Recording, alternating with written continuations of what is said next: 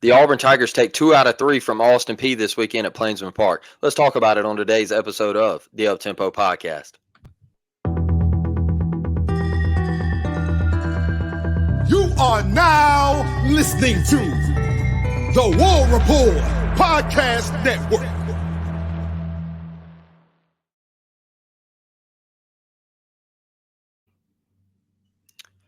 Uh-oh. What up, Dustin? What up? There we go. We're back. Sorry about that. What is up, Auburn family? What is up, Uptempo family? It's your boy Blake and Dustin. We're here to talk about a little baseball series that happened at Plainsman Park this past weekend. Your Auburn Tigers faced a little adversity, but boy, they stepped up when backs were against the wall. They pulled out the series dub. Dustin, you got to experience it firsthand, brother. Tell us a little bit about your time on the Plains this weekend and how much fun you had at Plainsman Park. Oh, man, it's always good to be home, bro. And me and you, we love our Auburn Tigers, no matter what sport it is, but special place for the baseball team. And first time getting to go and be a credentialed member and cover it, bro. And I got to be honest with you, man, kind of think back to my first time at Plainsman Park with my dad at 5 years old and the work that me and you have put in on this podcast to get to that point. It was a cool moment. And then for the first game that I get to cover, Mason Mainers makes it a special one, right? One that I'll never forget with a walk-off home run. And considering the circumstances, when you look at the students being out of town for spring break and the Friday game getting bumped up, I almost didn't make the trip because the weather was, all weekend was supposed to rain. Actually, we kind of got lucky Saturday, but they did bump the Friday game up. I still thought it was a very good crowd, a very enthusiastic crowd. And then a nice crowd showed up for the Sunday game as well. And boy, did they get a show. So now as we head into SEC play, I think that we've had pretty good attendance. I want to see it pick up. I think it will as the opponents. I mean, you look at the next home series, you're going to have number 2 Arkansas coming into town. You better pack Plainsman. But good atmosphere, man. Still a little bit chilly. Still hasn't been baseball weather yet, that's for sure. I was up there in my jacket, right? And we talk about how much we don't like that. But all in all, man, an awesome experience for me personally. And then the boys got a big dub. And like you said, facing adversity, second weekend in a row they've done it. And a very, very good ball club over there in the Governors, Blake. Really good ball team. Hey, look, I did a preview show Thursday night, dropped that thing, and I got to really looking into Austin Peay, and I went to 11.7, and I see their numbers, and I'm like, okay, this team can hit. Went to look them up against Mississippi State, and I was like, hey, this team can hit. Like, there's some guys on here that have some pop, like they hit the ball hard, and I knew it wasn't going to be easy, Dustin, and this look, you lose that second game and everybody starts saying that, oh, that was embarrassing and all of that. It's baseball. Stuff like that happens. Stuff doesn't go your way. You had a guy like Bobby Pierce, who's a leader. He couldn't play in game 2. There was just a lot of things that happened that just didn't go your way. And this team found a way to win a series when things weren't going their way. There wasn't any real positivity after game 2, and you band together and you put it all together in game 3, and you're going into SEC play and you're hot. You're playing great baseball, and I think that says something to come out game 3 and really put it on a team like Austin Peay like that. So I'm proud of this team. I think that, bouncing back and showing that, I think it, obviously it showed well for the polls because they bumped us up, and, a perfect game thinks that we're the 12th best team in the country. So apparently everybody else in the media, they agree with the Auburn hype, and, you just got to keep it rolling. You got a road trip in Nashville this weekend. That's going to be tough. You're playing a top 10 team in the country. Obviously, you can't have one of those game 2s this weekend. Right. But I think this team, I think that there's some leadership on this team. There's some guys that are veterans that step up in big time moments, and even the young guys. You got Ike Irish. He's a sophomore, a true sophomore, and he steps up in the biggest moments, and he takes on leadership roles. So I'd love to see that from the Auburn Tigers, and what Butch Thompson has created in this program is absolutely special, Dustin. So looking at game 1, man, Auburn wins 7-6, classic fashion. Mason Mainers walk-off bomb. like I said, the call could have been a lot better. I text you and said, "Hey, what are we saying? What are we saying when that ball could go? That ball was absolutely touched by Mason, and he's a hell of a player, On big the time television guy. broadcast. Yeah, Yeah. rough, man. It was rough, but Mason Maynard's big time pickup. Like Butch Thompson, transfer portal king, hell of a player. But the main guy that I really want to talk about in this first game is Chase Allsup, because we were really looking for Chase to get that quality start, and you were in attendance. Game gets pushed up, like you said. He's got to go quicker than he thought. What did you think about Chase Allsup's performance in game one? Oh, it was pretty solid. And I mean, now as we head into the first SEC series, we had our questions about whether we were going to be comfortable with him being the Friday starter. I think he's answered all my questions, Blake. I'm comfortable with Chase being the Friday starter. I'm comfortable with him being the guy that we put out there in big time SEC series on Friday night or Thursday night, however it works out. But game Yeah. one, right? I think that he's gonna I think he's shown enough consistency, and there hasn't been consistency is my word with Chase, really just looking at it as a whole. And Friday again was one of them nights or one of them games where he didn't have his best stuff, but didn't have his worst. And that's what we've Mm, talked about with Chase, was that so far his career at Auburn had been so up and so down. You hmm were getting you were either getting the version that we got of Chase the weekend before versus UConn, or you're just like, oh man, that's a major leaguer right there. Or you were getting a guy where you're like, how in the world is this guy playing college? It was one or the other. To see him be able to navigate waters when he doesn't have his best stuff, but he doesn't let the game get away from him. Yeah. That's the growth that I've seen in him, and that's kind of what I saw Friday. And I kind of left Friday night saying, "All right, man, I feel good about Chase, bro. I feel comfortable with where Chase Allsup is right now as our game one starter." Yeah, and that stat line, look, the four earned, I think it looks, a little worse than what it actually was, because Zach come in and they got the base hit off of Zach, and those two runs scored and everything. But Chase had 7 Ks. He went 4 2/3, only giving up 4 hits, with a base on ball. So I thought Chase's ability to find the glove, like Butch always says, that's his biggest issue, is he's got to work the ball down and find the glove. And I feel like he did that, especially the hook was working. The change piece was working. The fastball, we know what the fastball can do, especially when he paints it on that outer half the way he was doing Friday. I thought he pitched really, really well. And I'm with you, Dustin. I think the consistency part of it is what we were really wanting to see.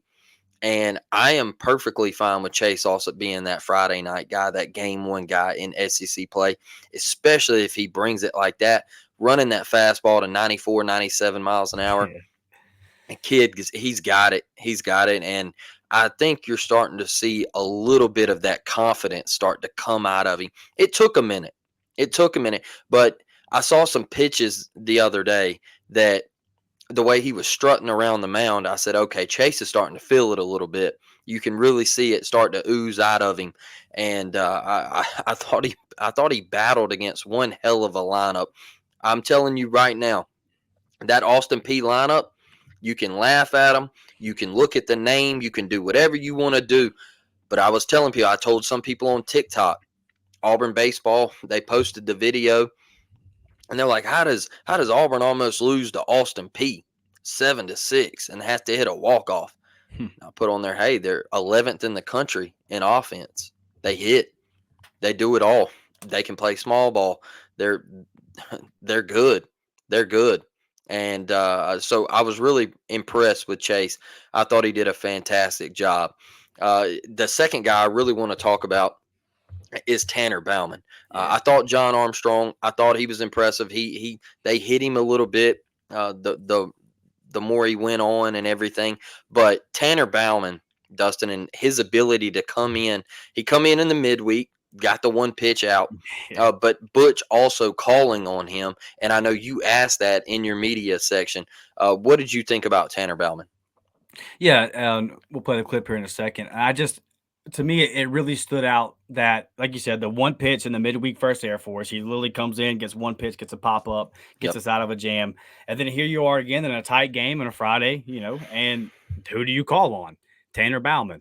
And I Yep. just think that we've seen now starting at I'd say about the midway point of last year, you've really seen Tanner just grow and grow and grow. And he's been from game one this year. He's been that dude. So I think what we've established now in the non-conference portion of the season is that out the bullpen, gotta get it out. Hmm. Tanner Bauman is the guy you're going to call upon. And I'll play the clip, like, me asking Butch just about why Tanner Bauman, why is he calling on Tanner in these moments? Coach, it's twice this week that you've called on Tanner Bauman at crucial moments. Both times he's come through. Just kind of speak on the progression he's made and the faith that you guys have in him as coaches and as team. Faith, trust, those are all good words. There's a lot of belief.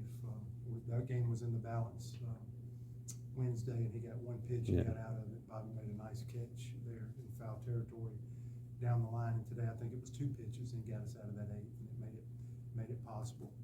Landed enough change-ups. I thought he did a good job with number 13, Miller Green, who had hit the home run before. Yeah. And we did a good job. We got down 3-0. He threw a couple of change-ups. He just navigated around that guy.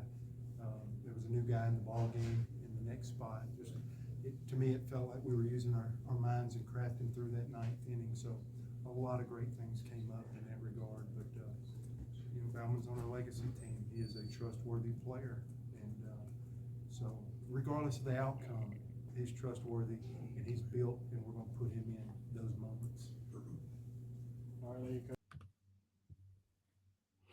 Yeah. So, I mean, it's just, we're going to be there, right? We're going to be there. You're going to be in Baton Rouge, or you're going to be in that moment versus Mississippi State, whoever it is. You're going to be SEC baseball. You're going to have to call on somebody. And I think it's Tanner Bauman, Blake, and Butch made that clear. This is a guy that we trust. Yeah, and he's a guy that's coming in and he's throwing strikes, and he's giving you innings, and he's got command of that fastball, and he looks really impressive, and he's dominating hitters. So I agree. I think Tanner Bauman's the guy that you got to turn to right now, and he's been in big time moments. This is a guy that he got Auburn out of a lot of jams last year. He had to start a couple games for Auburn last year, so there was some things that we were trying to figure out. No Gonzo and everything like that, which is another thing that happened this weekend, is you didn't have Gonzo and you still found a way to win a series because of guys like Tanner Bauman. So I thought he pitched really well, gave you an inning and a third, only walked one guy, got a K, soft contact. That's what you're really looking for Tanner, soft contact. And I think he pitches to his defense. So really impressed with Tanner Bauman and the job that he's done. Dustin, let's get over to the offense in game one, because this is really how it got going for the Auburn Tigers. And I got 3 guys here that I really wanted to talk about. And one is Cooper McMurray. He went 2 for 3 with 3 RBIs and a walk. Mason Mainers obviously staying hot, 2 for 3, 2 runs, 1 RBI, 1 base on ball, and obviously the walk-off home run. Christian Hall, what he did in the 8th inning, he was 1 for 4, but he absolutely hit a ball to the moon, brother. 3-2 pitch, 95, belt high, turned on it, pimped it, and I messaged him after the game and said, "Hey, yo, Christian, big props to you, brother. Like, hell of a swing. Proud of you." He said, "Bro, I 1,000% blacked out." he said, "I don't remember any of it, bro." Yeah. But big props to Christian and Mason. 2 big time swings, and 2 guys from the transfer portal. And then you throw Cooper McMurray in there, another guy that's from the transfer portal. Like I was saying earlier, Butch Thompson seems to be the transfer portal king, Dustin. Yeah, and it's, we all know the scholarship situation in the state of Alabama, so we know that we have to be creative in the way that we bring talent to Auburn. And so it kind of speaks to his eye for talent to be able to go out and get guys like that and then bring them in. And, like a guy like Christian Hall, you see him, you play him all the time at UAB, and you see him and say, that's a guy we want. You did the same thing with Carson Myers, right?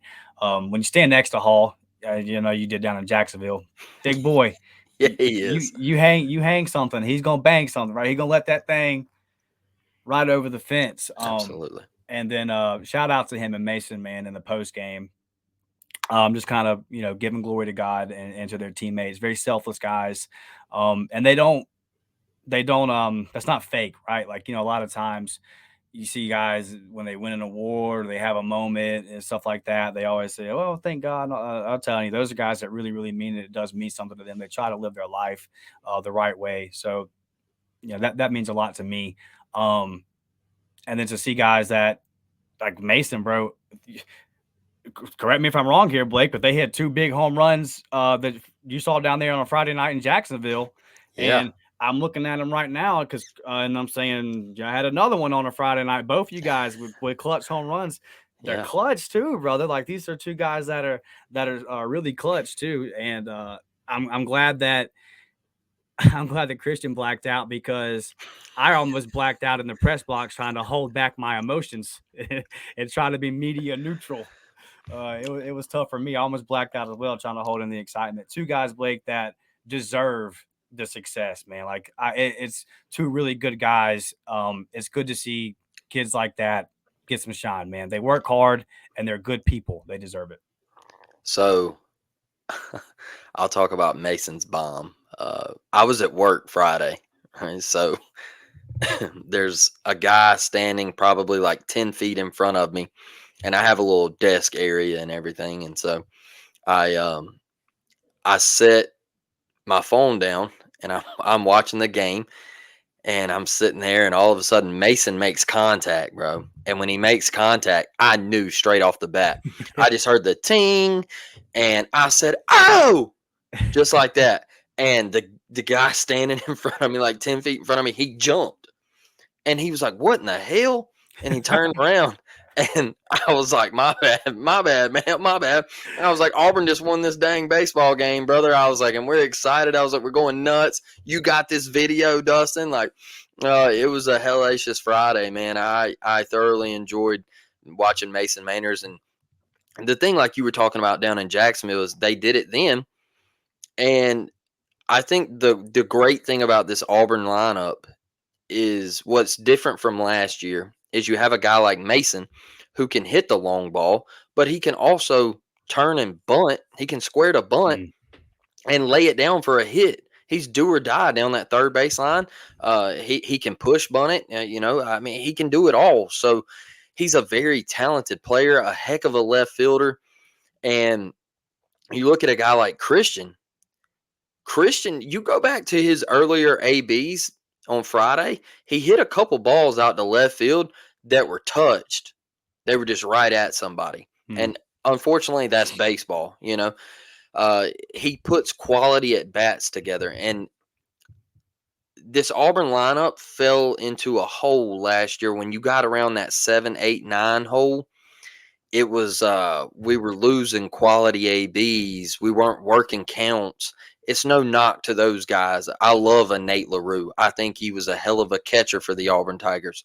But Nate would really find himself in a lot of 0-2 counts. Yeah. And you're not really seeing that. Nate would love to swing at that slider down and away.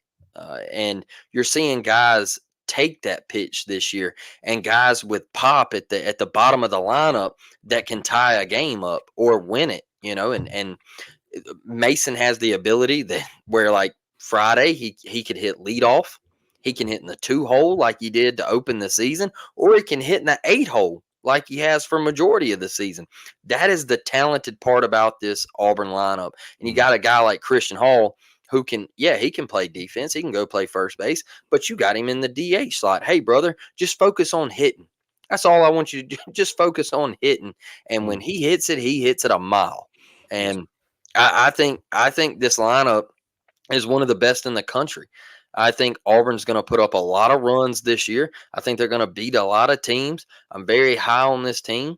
And I think the talent that Butch Thompson has brought in is second to none, because we're about to get to another guy that we ain't even brought up this episode. But first, we got to talk about game 2, Dustin. Let's keep this one quick. Yeah. Hey, good thing it was on the radio, brother. Nobody got to see it. All right. Nobody got to see it. You didn't get to lay eyes on it except you. I got to see it. Tell us a little bit about game 2. Obviously, it didn't go the way that we wanted it. But what did you ultimately take away from it?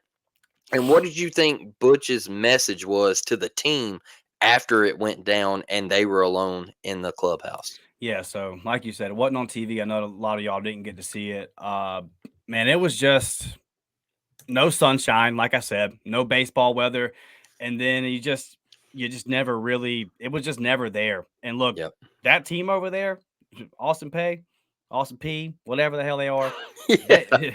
they came to play. Okay, Yep. they came to play some baseball, and they lost. They lost in walk-off fashion the night before. They came in Saturday, and they're a good team, and they weren't going to get swept. I guarantee you, they said in the middle of the week, we're not going down there and getting swept.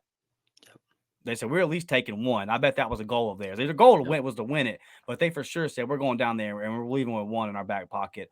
And they just, man, they had a lot of juice, a lot of momentum and all that. And it's Butch talked in game 2 about the sickness that's kind of been running through our team. We've had some guys that have been getting the flu and everything. And that's why Bobby didn't play after game 1, right? And also, obviously, the plan's been for Gonzo to be our guy going into game 2. So you bump up Myers. He has his worst outing since he's been at Auburn. He wasn't good Saturday. We'll think he'll bounce back, but not a good outing. And they got some guys, man, that can hit the baseball over there. They got some outfielders that can really, really hit that thing. They hit a home run, Blake, this week, and that was 114 off the bat. Lyle Miller Green, dog. Yeah, that brother can hit it. Bro can hit it. Yeah, bro. Nasty. They're nasty. They're going to be in the tournament. They're going to be one of the teams that gets into the tournament as like a regional as a 3 seed, and you're going to be like, oh boy, you don't want them to mess around. I hope they don't get in our regional as no 3 or 4 seed.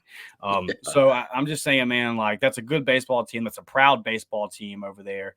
I just think that they came in Saturday and they brought the juice, and Auburn didn't have it for whatever reason.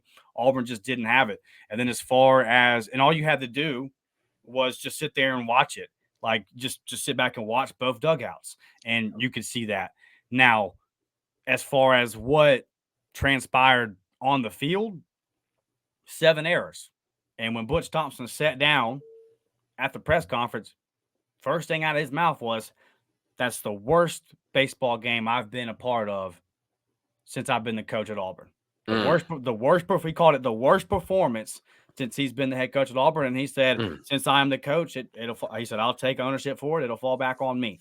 I don't even know, Blake, how it is in baseball, where sometimes it's just, there was Texas leaguers, right? Yep. There was Texas leaguers that were, and then they were catching our Texas leaguers on like snow coning them, and we weren't getting to ours. And, we just balls that were barely foul or barely fair that could have been foul, like everything. Yep. We had balls that were hitting our guys in the ankle and then rolling out to the outfield. I mean, it was just so much. And then on top of that, the 7 errors. Hold on, I have it wrote down here, Blake. Saturday we had, let's see here. You had 9 walks. You had 7 errors. And then you hit 3 batters. 17 free base runners. 17 free base runners. That's how you lose a baseball game. Yep. So there's just really not a whole lot to say about it other than that. And then Butch said, we got to come out here. We got to flush this thing. So you asked me about the message. Yep. And I'll use that to get into game 3. I think the message was pretty simple because Butch was not happy walking out of that presser and Saturday. I think he walked up to that team, Blake, and he said, hey, there was 2 different levels of energy today. They brought it. We did it. Not a whole lot you can say about 7 error performance. Come back out tomorrow and let's be the team with the energy. And then I think early on in the game, because you come right out the gate, game 3, you make an error on an easy pop-up. I won't say easy, but you should have made the play. You have another error, so you're like, oh, my God, right out the gate. And then they smoke one over the monster. I thought that coming back in that bottom of the first, when Ike Irish got hit, and he turned to the dugout and said, let's go. And I just thought that was a leadership moment.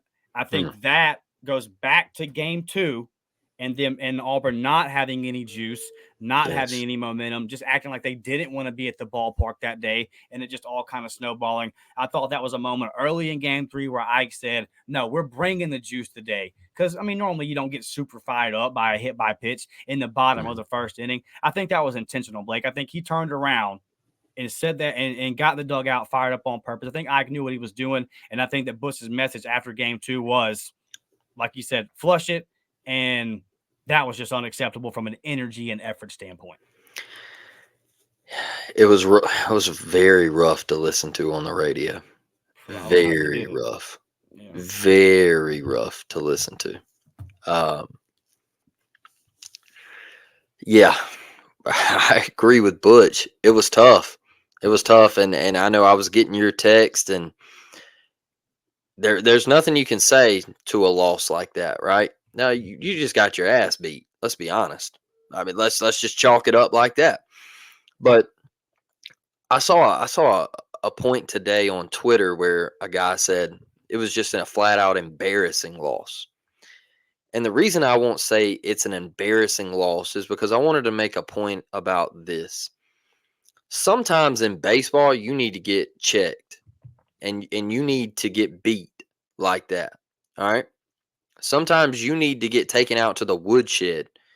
I don't know if anybody remembers the College World Series, the National Championship Series last year. Do you remember what happened in that series? LSU got taken to the absolute woodshed by Florida in game 2. Florida almost scored 30. All right. They almost scored 30 on LSU, one of the best pitching staffs in the country, on the biggest stage of college baseball in Omaha, Nebraska. And you almost gave up 30 runs and you got beat to sleep. And everybody in the country, Dustin, they were saying, oh, it's over. There's no way LSU bounces back. There's no way. They don't have Skeens. There's no way they bounce back. Look at LSU, dog. National champions. All right. That's how it goes, man. Like sometimes you need to get checked at the gate like that.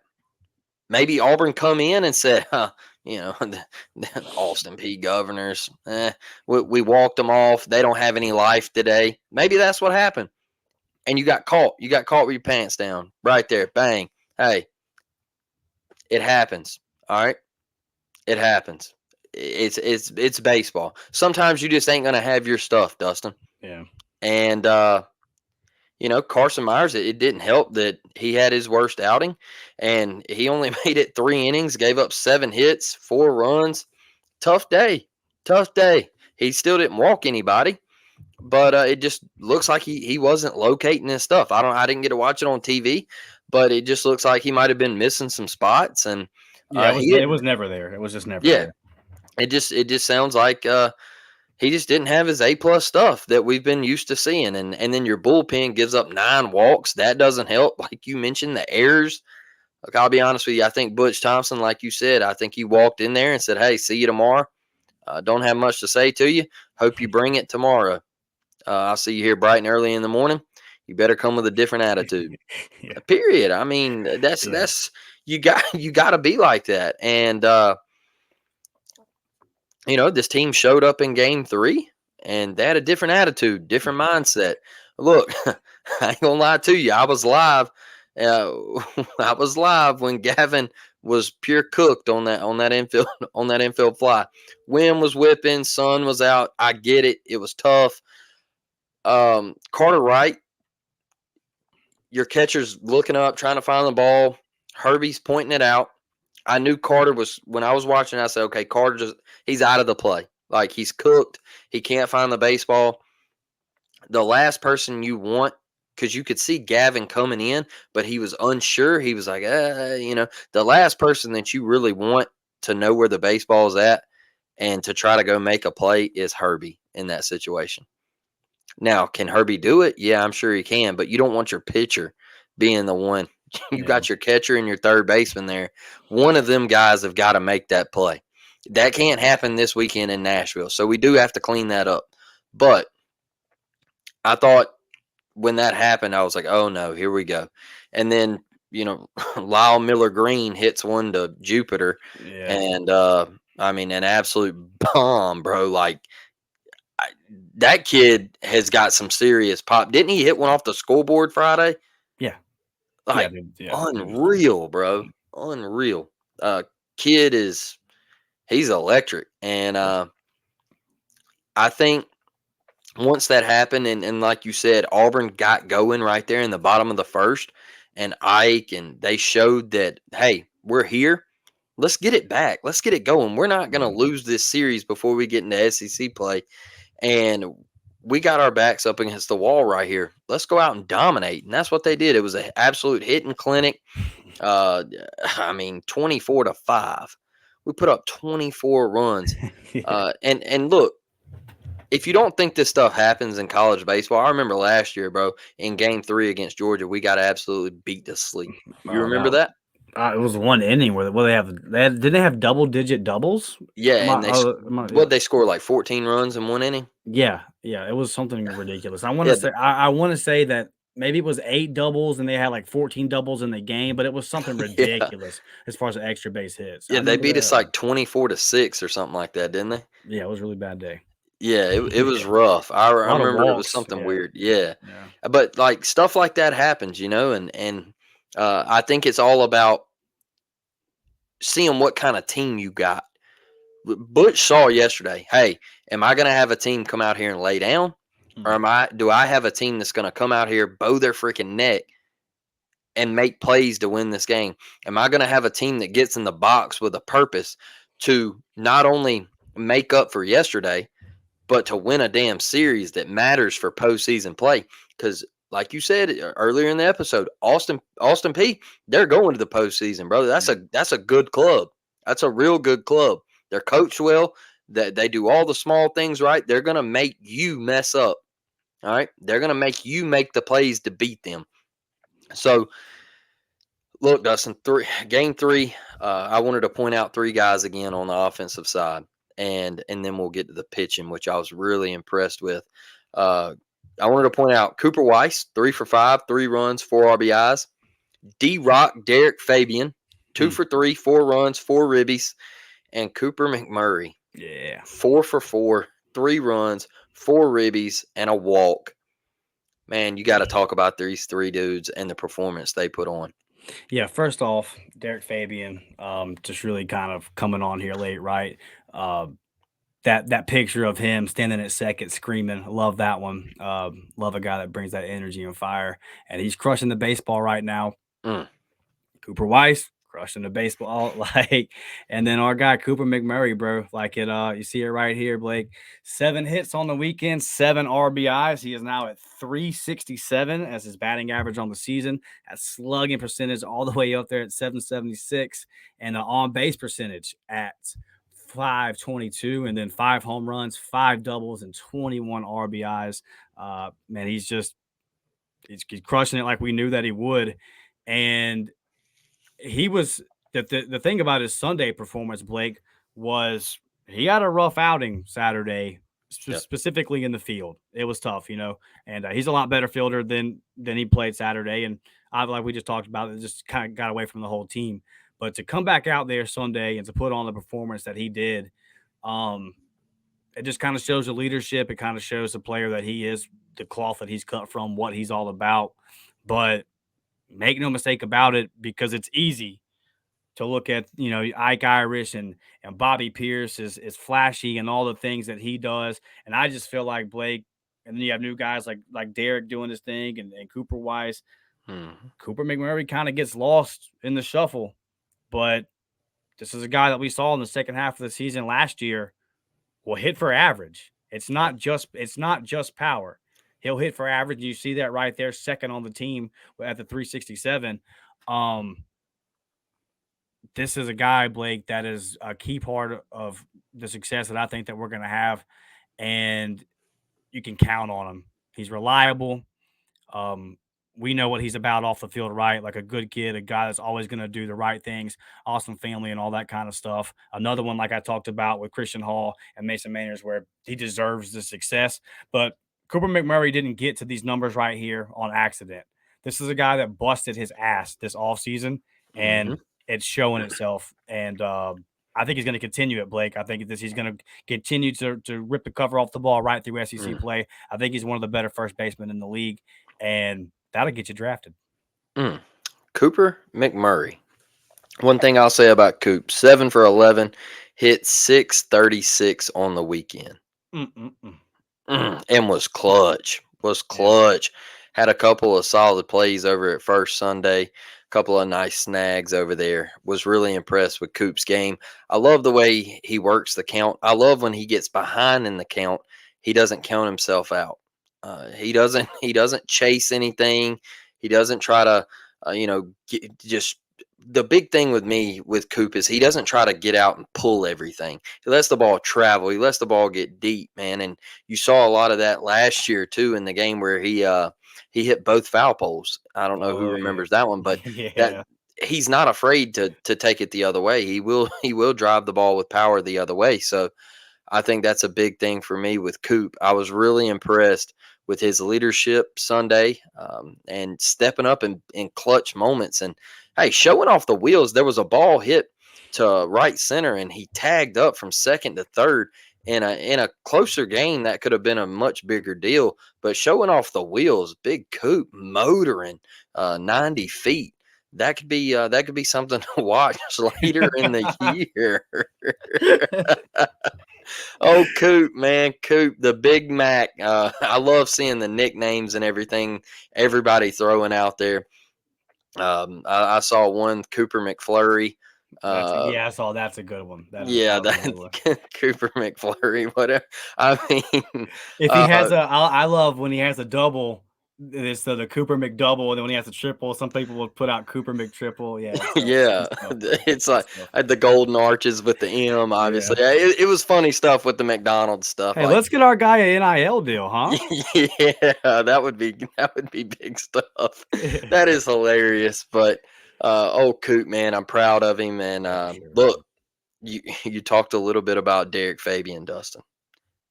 This guy. I think he right now is one of the top 5 biggest transfer portal additions in the country. And when I'm wearing the orange and blue goggles, I obviously think he's number 1. All right. And that man, D-Rock, is absolutely nasty. He's gloving it in the field. He can play anywhere on the infield. I talked a little bit about him Thursday night. But what he's doing with the stick right now, I don't know if there's anybody hotter in the country. I mean, my man is showing you that he can hit the ball with power to all parts of the field. Lives for the big moment. Got us going. I think him hitting that bomb in Game 3 Sunday, I think that is really what got this team like, hey, we're here. Right. Like, this is like Deric Fabian. He set the tone. And so it's just big swing after big swing. And he don't shy away from the moment. He's played some big time college baseball games. We go back to his career at Florida. This guy ain't no slouch, dog. I mean, he played at one of the best baseball teams, one of the best baseball programs in the country. This guy's a dude, and I can guarantee you right now that I'm sitting here thinking that Florida wishes they had him back. So I'm very high on Deric Fabian. I like him at second base. I like Gavin Miller at third base. I think that's what we need to stick with. I think it's what we need to see more of. Gavin obviously being down in that 8-9 hole. I think he provides a little bit more pop than Javon Hernandez. Yes. I need to see the defense get a little better from Gavin. I know he can do it, but I like what I see from Gavin at 3B, Fabian at 2B, and obviously Coop at short and Coop at first. My thing with Gavin, Blake, is something that we haven't necessarily seen from Auburn in recent years is speed on the base paths. And I'm really looking at some of these guys, and I know that Cooper Weiss is off to a hell of a start swiping bags, right? But Gavin is a guy I look at too like that. So that's just really something I'm looking at with this baseball team too. Like, for the first time in a little bit, I think we've got a pretty good amount of guys that can swipe some bags. So that obviously opens up different things that you can do And it makes me, now that I'm saying that out loud, it kind of makes me wonder if some of these bunts that we try to do that I don't like, when you got Ike Irish up there and you got a runner on first or second, and then you try to get like, let's not bunt here. I'm not way more baseball than I've ever forgot. Butch and Gray, all you guys, but boy, goodness gracious. But ultimately, dude, that's something that I do think of. I look at a lot too, dude, is that I look at our lineup and I'm like, I like getting the guys on the base paths that can run around and steal extra bases, because it's here now, right? Yep. Like Butch said in one of the press conferences this weekend, he said, next weekend we enter into the best amateur baseball in the country. And every little thing is going to be crucial, right? Can win you a ball game. So when I'm looking at guys and I'm trying to split hairs and pick who can be where, yeah, man, if you can add a dimension, if you can swipe some bags, then you're ultimately going to get to home, score some runs for me. And I like Gavin's game, man. I think there's a lot of potential there, bro. And I know you're really, really high on him. Absolutely. Cooper Weiss, can't say enough about him. Yeah, like I said, 3 for 5, 3 runs, 4 ribbies. A guy that I think he's the perfect leadoff. I think he works the count. He'll take the walk. He finds ways on base. When he gets on base, he's got the ability to swipe bags. Really smart player, and does a great job hitting the ball the other way. There's an AB that I wanna show when I do this watch the film coming up here. That should come out in a couple days. I don't know when I'm going to release it just yet, but there's an AB from Coop from the Sunday game 3, where he just shoots the ball backside into the right center gap and brought home 2 runs. I'm really, really impressed with him. And I think, if I'm not mistaken, he was in an 0-2 count as well. So you shorten up with 2 strikes. Don't try to do too much. A lot of guys start chasing that ball in the outer half, and they try to get out and pull that thing and just roll over to third base. And obviously Coop stays closed, sits back, lets the ball travel, shoots it to right center, not trying to do too much. And that was a great piece of hitting that I really want to highlight. So just be looking for that. And Dustin, the pitching in game 3 is what I really wanted to highlight, because down Gonzo, and you don't see Herbie in the first 2 games. So I kind of knew in the back of my mind, our boy Tanner, he messaged me and he was like, who do you think throws game 3? And I was like, Herbie, because you didn't see him. So they're going to try to ride Herbie and Cam Tilly. And I know, Herbie made the mistake in the first, but after that, he really bounced back and he was a big time competitor. And then you saw Cam Tilly, the true freshman, being able to turn to a true freshman out the pen like Cam Tilly. I think that's big time. Just talk about those 2 guys and the job that they did in order to put Auburn in this situation. Yeah, well, I mean, you gotta kind of shout out the bats for the stance of we only had to go 7 innings, right? So you cut off a little bit of work for the pitchers. And we kind of figured it was going to be Herbie, and it could have went downhill quick after that shot over the Green Monster. It could have went downhill quick, but he stayed in the fight, man. He was able to get some innings in there for us, eat some outs up for us. So good on him. And then, talking about Cam Tilly, bro, it's becoming pretty consistent. It's becoming a trend. So this isn't an accident anymore. And a true freshman that you can just give the ball to out the pen like this and say, hey, man, go get this thing done for me. Man, it's so impressive, Blake. Like we've seen so many Auburn pitchers kind of find themselves in their sophomore and their junior season. And for this guy to come out the gate the way that he has. And if you go back, listen, I'm going to use a football point for a second. Listen to me talk about football. Y'all know I start in that living room, right? I start in that living room. Well, when you go get people like Cam Tilly and you beat out the people that were trying to recruit Cam Tilly, when you go get top level talent, once it was all adjusted, Auburn finished with the second-ranked second-ranked class in baseball, only behind national champions LSU last year. That's with the scholarship restrictions that Auburn has due to state law. Yeah, you win recruiting battles, Blake. It shows up. It shows up in the field of play, regardless of the sport. You go sign the number 2 class, you get dogs like Cam Tilly. There's some guy. You go sign the number 2 class in any sport. Some of them boys gonna come in and gonna be dogs immediately. Because what do we say here on the Up Tempo podcast? Stars matter. Rankings matter. Okay. The people that are doing that, they don't miss a whole lot when you really break it down and look at it. And so when you go get those guys, when you go sign a whole bunch of dogs, and then some dogs show up, yeah, cool. And guess what? Cam Tilly, dog, straight dog. A guy that we're going to give the ball to and is in some kind of situation here in no later than a month or two, and he's going to be able to get us out of it. And I think that what that shows, like, because we know how Butch views pitching, right? Mm-hmm. He's not going to put you on that bump if he doesn't have the ultimate faith and trust in you. Facts. And Cam Tilly, do you think that he's a finished product right now? No. And Butch already trusts Cam Tilly to go out there and do this. And, you know, it's funny too, because it's like, and this has to happen a lot with football because we do all these projections and this, that, and the other. And it gets to the point to where you just go, scratch all that. What the hell's happening on the field? What's actually going on? And what's actually happening is Cam Tilly stepping up to the bump and getting people out. So there's nothing left to talk about. The kid's earning his outings. He's going to continue to get them. He's a dog, bro. And if you can't be fired up about a true freshman coming in on the SEC baseball stage and doing what he's done so far, then I don't know what to tell you. And there's some guys that I expected to be getting some more innings right now out of that bullpen that aren't. And that's because this ain't Little League, baby. This is SEC baseball. Yep. And Butch Thompson don't care. Who's getting outs? And real quick, Blake. No, go ahead. Tuesday, our game 2, right?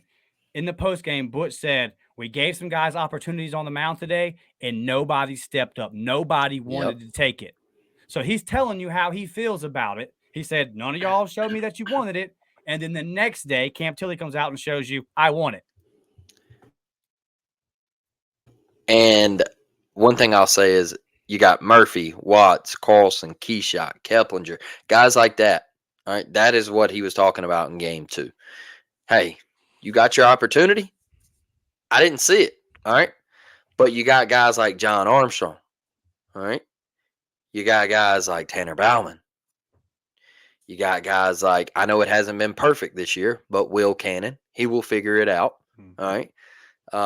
You got guys like Zach Crotchfeld. Like I said, I know it hasn't been perfect this year. Zach will get it together. All right. And you got guys like Cam Tilly that you can all look to in that bullpen, and you can say, hey, these guys can get outs. All right.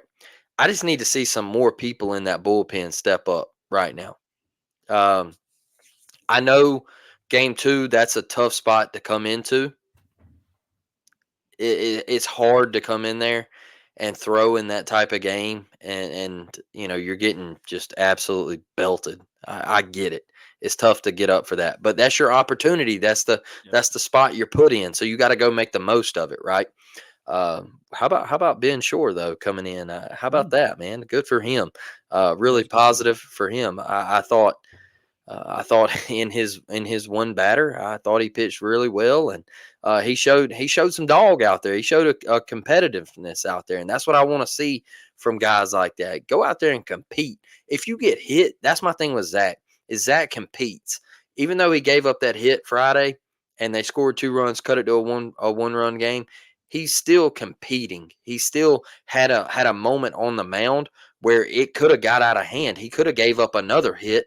But he settled down, got the out, got out of the inning. You got to compete, and that's what I want to see. So I like where this Auburn team sits. We'll find out more tomorrow night. Troy, that's a tough midweek. They took 2 out of 3 from Indiana. We'll find out more in Nashville this weekend. We got the Vanderbilt Commodores, Coach Corbin, and everything that he has created up there, national championships and all that good stuff. The Whistlers are back, Blake. Oh, brother. Man, you can hear them on TV too. I mean, it's rough. It's rough. It's rough. We might have to do some live streams for the people. Old Vandy, the Vandy Whistlers. But look, Dustin, any final thoughts? Wrap it up before we get out of here, brother. Yeah, if you were in the Huntsville area tomorrow night, get over there to the Trash Pandas field and support this Auburn team. And like I said, I know it's been super cold out there. It hasn't really been baseball weather and all that kind of stuff. But as we approach SEC play here, not this weekend. We're going to Nashville next weekend, though. Arkansas is coming in. No more spring break. It should be warm. I want 4,000 people, bro. I want 4,000 people at all 3 games versus Arkansas coming up in a couple weeks. But I'm with you, man. I like where this baseball team is at. We've won every single weekend. So you've won every single series. And then down there in the Jacks Baseball Classic, you took 2 out of 3. And the one game that you did lose, you look super competitive versus a good Virginia team. And then we'll see how we handle Troy on this Tuesday night. But so far, you're also undefeated in the midweeks. And you know how I feel about that, Blake. I think it's just a sign of like the psyche of a team. Like, I think if you look up at the end of a season and you see a baseball team that kind of has a dog crap record in the midweek, it's not a end all be all, but I just kind of look at it and go, how serious are you? You know what I mean? So everything about this team so far, I like where we're sitting. About to go into a tough league. We're going to have some tough weekends. We all know that. That's just how it goes in the SEC. But I like it, man. We got some guys that are really hitting the baseball. Young guys like Tilly stepping up, Bauman out the bullpen, kind of showing you where we're at. So my only question right here, Blake, simply is, can we get? We need Gonzo. We need Gonzo back if this team is to being Gonzo. If this team is really going to reach its maximum level of potential, but I feel good about our Tigers, Blake. I'm with you there. Definitely need Joseph Gonzalez back if we want to get to where we want to go, right? And that's obviously Omaha. And I think Butch's message was, getting to Omaha is cool and everything, but we want to win Omaha. Yeah. And I feel like that's the vibes around Auburn baseball right now. And it's high with Joseph Gonzalez, right? Yeah. So I want to say this, and I just want to go on a little rant real quick of Saturday after game 2. I get on Facebook and I look under Auburn Baseball's post and I see a comment and it says, "I'm tired of this year in, year out. Can we please find a new coach? Butch just doesn't have it. We're somewhat competitive year in and year out, but we just can't hang with the top dogs." I don't even know what to say because I just responded and I said, "Bro, what are you talking about? Like, what are you talking about? I want to know. Like, I don't get it. He's taken us to Omaha twice in 9 years. Like, we went to Omaha twice. We're at a scholarship disadvantage. We don't have the money. We don't have a lottery in the state of Alabama to get funded on. Right. And we're still bringing kids here like Ike Irish. Come on, man. What are you talking about?" Facts.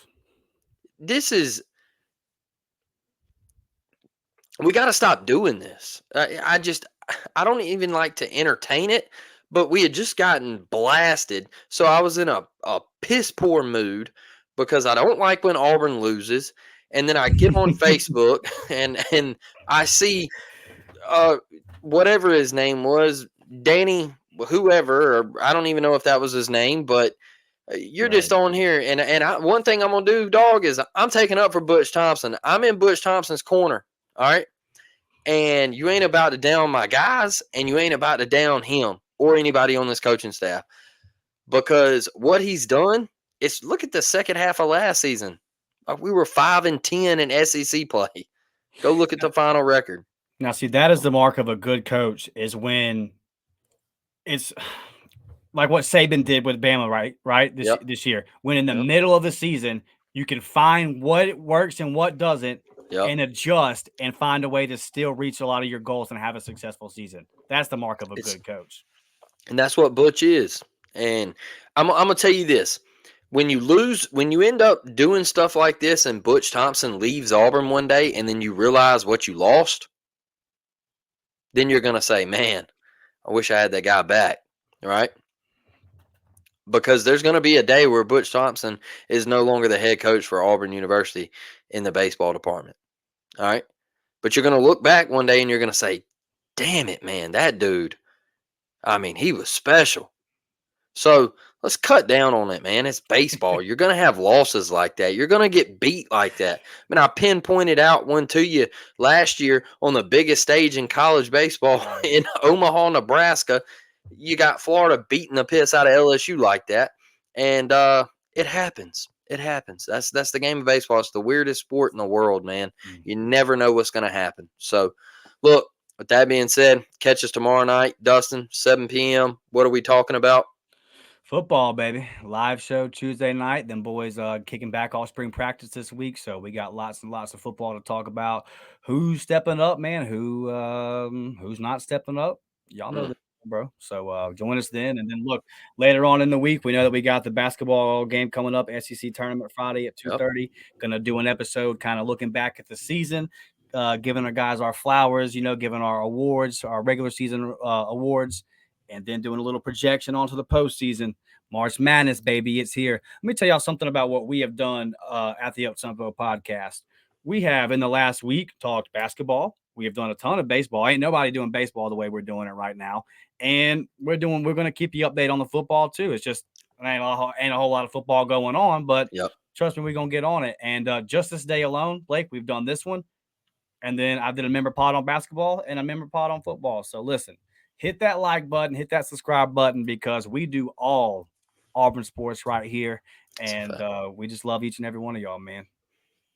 And with that being said, we will catch y'all tomorrow night, 7 p.m. Central. Catch us live. Me and Dustin will be kicking it. Come join us, get in the chat. And hey, we'll have a hell of a time, right, Dustin? Yes, sir, we will. All right, baby. War Damn Eagle. We'll see y'all tomorrow night. SEC voters that jip Janai Broom. We'll talk about it. So trash. All right. Deuces, War Eagle.